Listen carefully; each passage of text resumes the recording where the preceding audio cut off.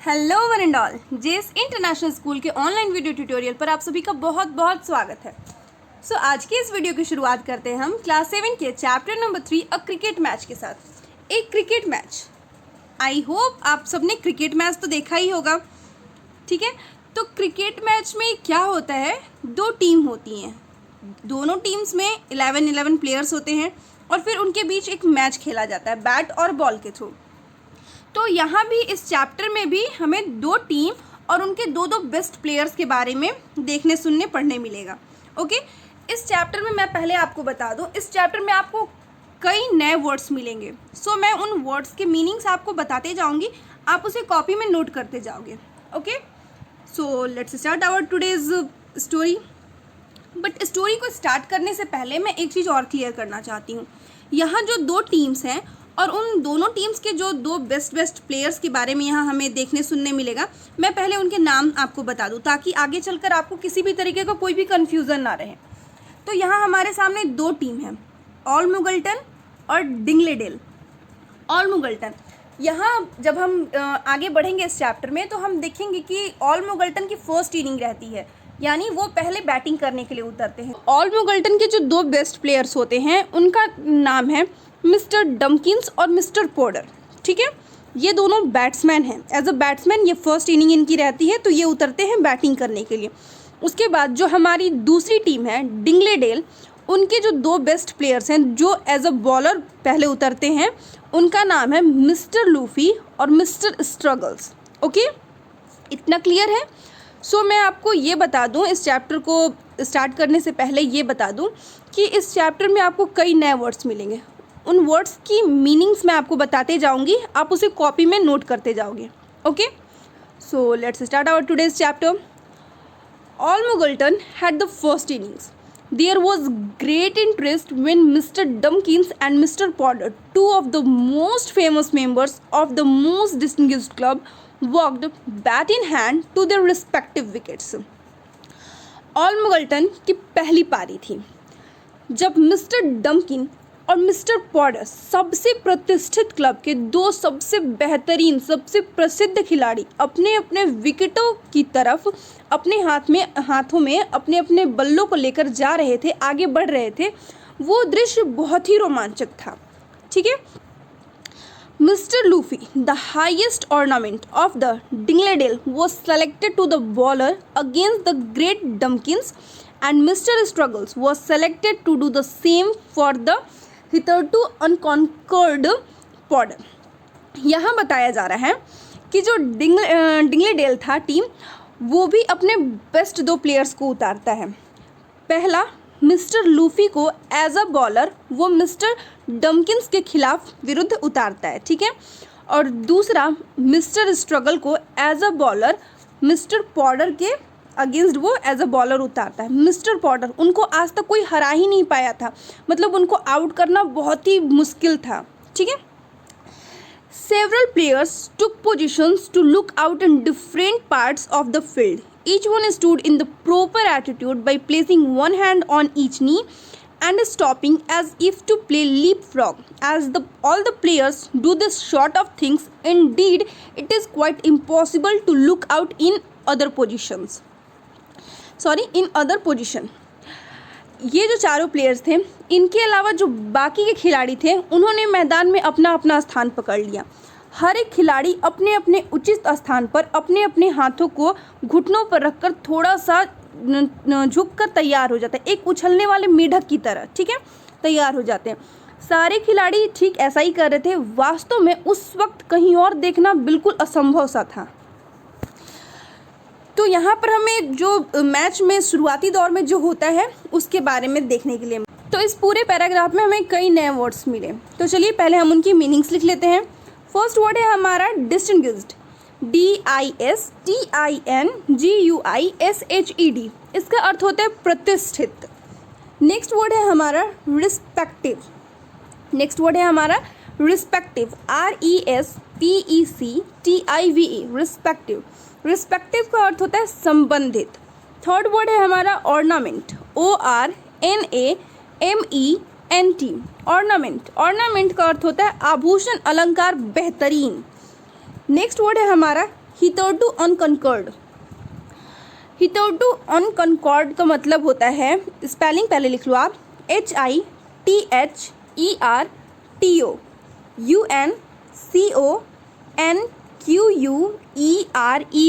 हितोर्टू अनकंकर्ड। इसका अर्थ होता है अब तक विजय नहीं मिली, बॉर्डर के खिलाफ अब तक किसी को विजय नहीं मिली थी, उनको कोई आउट नहीं कर पाया था, इसलिए यहाँ पर ये वर्ड यूज़ हुआ है। नेक्स्ट है हमारा स्टॉपिंग, STOOPING, स्टॉपिंग। स्टॉपिंग का अर्थ होता है रुकावट। ओके, नेक्स्ट वर्ड है हमारा लीप, LEAP, लीप। लीप का अर्थ होता है छलांग लगाना, उछाल। ओके, तो चलिए नेक्स्ट पैराग्राफ स्टार्ट करते हैं, पढ़ते हैं आगे की कहानी। The umpires were stationed behind the wickets. The scorers were prepared to ride the runs.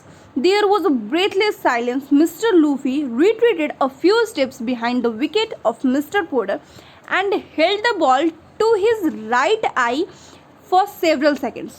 Dumpkins waited for its coming with his eyes fixed on the movement of Luffy.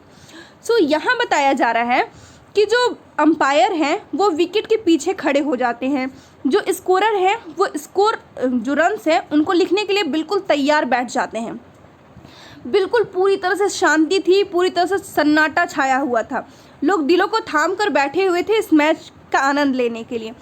वहीं दूसरी तरफ मिस्टर लूफी, आपने देखा होगा match में दोनों side एक एक बैट्समैन खड़े होते हैं, दोनों साइड विकेट लगी होती है, दोनों साइड विकेट लगी होती है और बैट्समैन दो साइड खड़े होते हैं। तो मिस्टर पोर्टर जिस साइड खड़े थे, मिस्टर लूफी उधर ही खड़े होके उनसे कुछ कदमों की पीछे जाते हैं, उनसे कुछ कदम पीछे जाते हैं और वहाँ जाने के बाद अपने दाहिने आँख को कुछ सेकंड्स के लिए बॉल पर ठहराए रहते हैं। ठीक है, कुछ देर तक अपने बॉल को ही ध्यान से देख रहे होते हैं और इनकी सारी गतिविधियों को डम्किंस काफ़ी अच्छे से वॉच कर रहे थे कि ये मिस्टर लूफी क्या करेंगे, कब बॉल फेंकेंगे या फिर वो क्या सोच रहे हैं, उनके वो एक्सप्रेशंस को पढ़ रहे थे।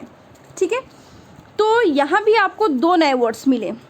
फर्स्ट वर्ड है आपका स्टेशन्ड, STATIONED, स्टेशन्ड। स्टेशन्ड का अर्थ होता है तैनात, स्थित। वो जो अंपायर थे वो विकेट के पीछे जाकर तैनात हो जाते हैं। सो यहाँ पर ये वर्ड इसलिए आया। नेक्स्ट है आपका रिट्रीटेड, RETREATED, रिट्रीटेड। रिट्रीटेड का अर्थ होता है स्थान छोड़ना, पीछे हटना। मिस्टर लूफी थोड़ा सा अपना स्थान छोड़कर पीछे गए थे बॉल फेंकने के लिए, मिस्टर पोर्टर के विकेट से थोड़ी सी पीछे गए थे, इसलिए यहाँ पर ये वर्ड यूज़ हुआ है। ठीक है, तो चलिए आगे बढ़ते हैं। Play, suddenly cried the bowler. The ball flew from his hand swiftly towards the center stump of the wicket. Dumpkins was on the alert. It fell on the tip of the bat and bounded far away over the heads of the fielders.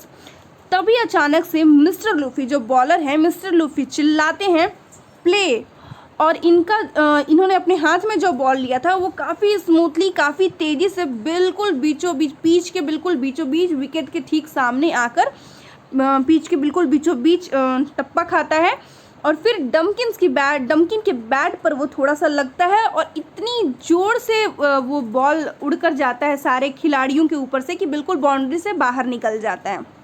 ठीक है, वहाँ जितने भी fielders खड़े थे, mister डम्किन की bat जब उस गेंद को टच करती है तो वो इतना तेज़ उड़ता है वो गेंद कि सारे फील्डर्स के सर के ऊपर से उड़कर वो बाउंड्री को पार कर जाता है। सो यहाँ भी आपको एक नया word swiftly, SWIFTLY, swiftly. Swiftly का अर्थ होता है तेज़ी से। जब मिस्टर लूफी ने वो गेंद फेंकी तो उसकी स्पीड काफ़ी तेज़ थी, सो दैट्स वाई यहाँ पर ये वर्ड यूज़ हुआ है। चलिए आगे देखते हैं। Run run another throw, it stop, no, run, throw, throw, such were the shouts which followed the stroke and at the end of it all Muggleton had scored 2। कुछ लोग चिल्ला रहे थे दौड़ो दौड़ो, एक रन और, एक रन और, तो कोई चिल्ला रहा था जल्दी से गेंद फेंको, जल्दी से गेंद फेंको। आप सबने क्रिकेट मैच तो देखा हुआ, उसमें कितना शोर शराबा होता है, कुछ लोग चिल्ला रहे होते हैं गेंद फेंको, आउट करो, तो कुछ चिल्लाते नहीं, एक रन और ले लो, और इस शोर शराबे के बीच मुगल्टन 2 रन बना लेते हैं। Nor was Porter any less. He blocked the doubtful balls, missed the bad ones, took the good ones and sent them flying all over the field. The fielders were hot and tired, the bowlers were change the ball till their arms ached, but Dumkins and Podder remained unconquered. So यहाँ आपको बताया जा रहा है कि इन्होंने ऐसे करके 2 रन्स ले लिए।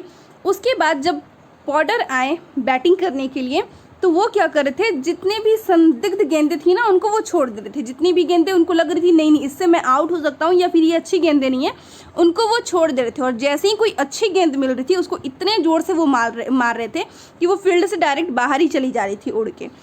और ऐसा करते करते जितने भी फील्डर्स वहाँ पर तैनात थे, खड़े थे, वो पसीने से बिल्कुल तरबतर हो जाते हैं, थक जाते हैं। और बॉलर एक के बाद एक चेंज हो रहे होते हैं। जब भी उनकी कलाइयों में, उनकी बाजू में बॉलिंग कराते कराते दर्द हो रही थी तो वो अपना चेंज कर रहे थे कि हाँ इस बार तुम बॉलिंग कराओ, इस बार नेक्स्ट टाइम तुम कराओ, ठीक है। और फिर भी ऐसा होने के बावजूद डम्किंस और पॉडर अभी तक चल ही रहे थे, वो अभी तक आउट नहीं हुए थे। सो इस पैराग्राफ में भी नया वर्ड मिला, डाउटफुल, DOUBTFUL, डाउटफुल। डाउटफुल का अर्थ होता है संदिग्ध, संशयात्मक। ओके, चलिए आगे देखते हैं। By the time Dumkins was caught out and Podder stumped, Almagulton had made 54 while the score of the Dignidale was as blank as their faces. The differences was too great to be recovered. यहाँ बताया जा रहा है कि ये खेल ऐसे ही चल रहा था और इसी बीच डम्किन कैच आउट हो जाते हैं, ठीक है। वो जो बॉल शायद अपने बैट से वो टच करते हैं, वो कैच कर लेते हैं, कोई फील्डर कैच कर लेता है, कोई फील्डर, और वो कैच आउट हो जाते हैं। पर फिर भी अभी तक मिस्टर पॉडर खेल में बने हुए हैं और उनको कोई अभी तक आउट नहीं कर पाया है। और ऑलमगल्टन टीम ने 54 रन बना लिए हैं, जबकि दूसरी तरफ डिंगलेडेल का स्कोर बोर्ड पर 0 रन था। उनके चेहरे के एक्सप्रेशन की तरफ वो भी बिल्कुल खाली पड़ा हुआ था, शून्य का भाव था वहाँ भी। The differences was too great to be recovered. In vain did the eager Luffy and the energetic Struggles do all that they could to recover the ground Dignidale had lost. It was of no use and Dignidale gave in and allowed the superior skill of the Almagultons. सो यहाँ बताया जा रहा है कि ये जो अंतर था इसको रिकवर करना बहुत ही ज़्यादा मुश्किल हो गया था। वास्तव में अगर बताया जाए तो व्यर्थ का एक मेहनत कर रहे थे ये ऊर्जात्मक लूफी जो थे, ये और जो ऊर्जात्मक उत्साहित लूफी और ऊर्जात्मक जो स्ट्रगल थी, इन्होंने अपनी तरफ से अपना बेस्ट देने की कोशिश की कि नहीं आज तो हम अपनी टीम को हारने नहीं देंगे, अपनी टीम को जिता ही लेंगे। इन्होंने इनकी तरफ से जितना हो सकता था इन लोगों ने उतना किया, बट फिर भी उसका कोई यूज़ नहीं हुआ, मतलब कुछ नहीं हुआ उसका। इन लोगों की सारी जो मेहनत थी वो बेकार गई और लास्ट में ऑलमगल्टन की टीम जीत जाती है, डिग्नेडेल हार जाते हैं। सो बस यही था आपके आज के इस चैप्टर में। यहाँ आपको एक और नया वर्ड मिला है, सुपीरियर, SUPERIOR, सुपीरियर। सुपीरियर का अर्थ होता है बेहतर। इसे भी आप लिख लो, ठीक है। तो आई होप आपको आज का ये चैप्टर समझ में आया हो। इस चैप्टर से related multiple choice questions, fill in the blanks, question answer, ठीक है, ये सब कुछ पहले आप खुद से ट्राई करोगे सॉल्व करने के लिए। अगर आपको कहीं कन्फ्यूज़न होता है, कहीं आपको दिक्कत आती है, देन मैंने इस वीडियो के लास्ट में इसका मल्टीपल चॉइस क्वेश्चन का, फिल इन द ब्लैंक्स का and answer the following question का एक सॉल्यूशन पेपर करके ऐड किया हुआ है, आप वहाँ से हेल्प ले सकते हो। तो कमेंट करके प्लीज़ ज़रूर बताइएगा कि आपको ये चैप्टर समझ में आया कि नहीं, ठीक है। अगर आपको मेरी वीडियो की स्पीड कम या ज़्यादा करनी हो देन आप सेटिंग में जाके वो भी करके इस वीडियो को देख सकते हो। मिलते हैं एक नए वीडियो में एक नए चैप्टर के साथ। आज के लिए बस इतना ही, तब तक के लिए take care, bye bye, have a good day.